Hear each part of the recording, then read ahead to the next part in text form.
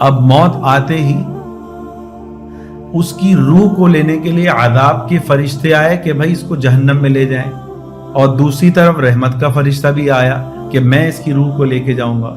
چنانچہ رحمت کے فرشتے نے دوسرے عذاب کے فرشتے سے کہا، جو حدیث کا لفظ ہے، جاء تائبا مقبلا بقلبہ الی اللہ تعالی، رحمت کا فرشتہ کہنے لگا کہ یہ قاتل جو ہے یہ سچی توبہ کے ساتھ، ندامت کے ساتھ جو ہے نیک لوگوں کی بستی کی طرف چلا، اور پورے دل کی گہرائیوں کے ساتھ اس نے اللہ کی طرف رجوع کیا۔ اس بات کو سن کر عذاب کا فرشتہ کہنے لگا، انہو لم یعمل خیرا قط، کہ اس شخص نے ساری زندگی کوئی نیکی نہیں کی، اس نے تو ساری زندگی بدماشی میں گزاری ہے، تو پھر اس کو کیسے جو ہے جنت کی طرف لے کے جایا جا سکتا ہے؟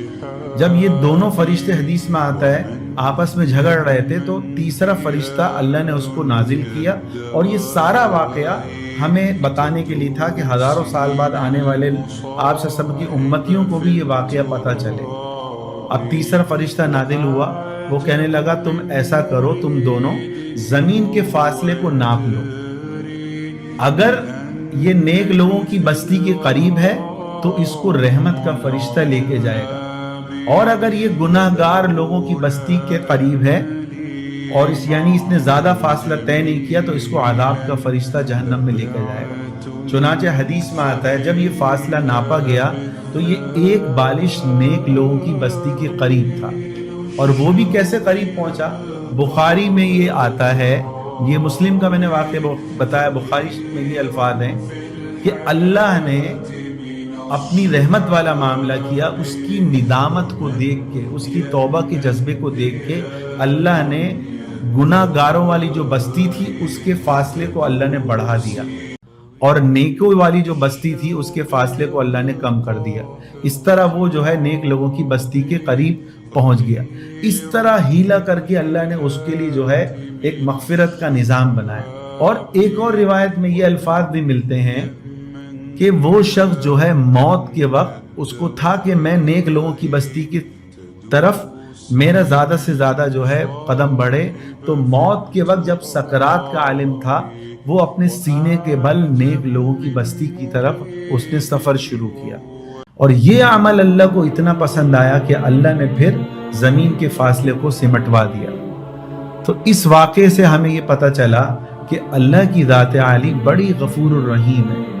100 آدمیوں کا قاتل جو کہ حقوق اللہ نہیں حقوق العباد ہے، بندے نے سچی توبہ کی، اللہ نے اس کے لیے بھی مغفرت کا اعلان کیا۔ تو میرا عزیزو، اس بات کو یاد رکھو، توبہ کی سواری اتنی تیز ہے کہ وہ سیکنڈوں میں اللہ تک پہنچ جاتی ہے اور بندے کے سارے پچھلے گناہوں کو معاف کرا دیتی ہے۔ لیکن ہمارے بڑے فرماتے ہیں کہ توبہ جو ہے وہ ایمرجنسی مرہم ہے۔ ایک حکیم کہتا ہے کہ بھائی اگر تم جل جاؤ تو میرا فلاں مرہم لگا دینا، اور میں جو بھی اس کو لگائے گا اس کا زخم صحیح ہو جائے گا۔ اس آسرے میں کیا کوئی اپنے ہاتھ کو آگ میں جلائے گا؟ نہیں۔ اسی طرح توبہ جو ہے وہ ایمرجنسی مرہم ہے۔ کیوں کہ توبہ جو ہے اس کی توفیق اللہ کے حکم سے ملتی ہے۔ ہمارے حضرت حکیم صاحب رحمۃ اللہ علیہ کہنے لگے، ایک شخص اس سے جوانی میں کہا گیا کہ بھائی تو توبہ کر لے، وہ کہنے لگا میں بڑھاپے میں توبہ کروں گا۔ جب بوڑھا ہوا اس سے کہا گیا توبہ کر لے، تو وہ کہنے لگا اس نے اپنے گناہ کر کر کے نفس کو اتنا موٹا اور کپا کیا ہوا تھا کہ اس کا نفس اتنا خبیث ہو چکا تھا، وہ کہنے لگا کہ ہر لفظ زبان سے نکل رہا ہے مگر توبہ کے کلمات زبان سے نہیں نکل رہا۔ پھر آگے اللہ کے نبی صلی اللہ علیہ وسلم نے ارشاد فرمایا، جس کا مفہوم ہے، پھر اس کے اندر دوبارہ ندامت پیدا ہوئی کہ میں نے تو 100 لوگوں کو قتل کر دیا اور مجھے تو جو ہے ہزاروں سال جہنم میں جلنا پڑے گا۔ اس فکر میں وہ لوگوں سے پوچھتا رہا کہ مجھے کسی عالم کا پتہ بتاؤ، میں اس کے پاس جاتا ہوں اور اپنا مسئلہ پوچھتا ہوں۔ چنانچہ اس کو پتہ چلا کہ فلاں جو جگہ جو ایک عالم ہے، وہاں سفر کر کے پہنچا اور اس سے عالم سے کہا کہ میں نے 100 لوگوں کا قتل کیا، کیا میری توبہ قبول ہو سکتی؟ تو وہ عالم کہنے لگے کہ اللہ کی ذات عالی جو ہے بڑی غفور الرحیم ہے، جب تم توبہ قبول کرو تو کون ہے جو اس توبہ کے درمیان رکاوٹ ہو؟ تم آج سچے دل سے توبہ کرو، اللہ تمہارے پچھلے سارے گناہوں کو معاف کر دے گا۔ چنانچہ اس قاتل نے اسی وقت توبہ کی۔ پھر اس عالم نے کہا کہ یہ جو بستی ہے یہ گناہگار لوگوں کی بستی ہے، برے لوگوں کی بستی ہے، تم یہاں سے فلاں جگہ جاؤ، صحیح مسلم کی میں روایت نقل کر رہا ہوں کہ فلاں جگہ جاؤ، وہاں پہ نیک لوگ ہیں، ان کے پاس جاؤ اور ان کے ساتھ تم رہ پڑو۔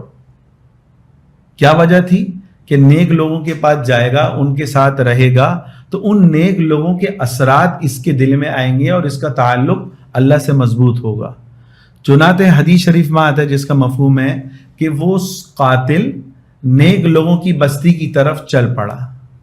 اب جب اس نے چلنا شروع کیا، سفر کرتا رہا، سفر کرتے کرتے اللہ کے حکم سے اس کو موت آ گئی۔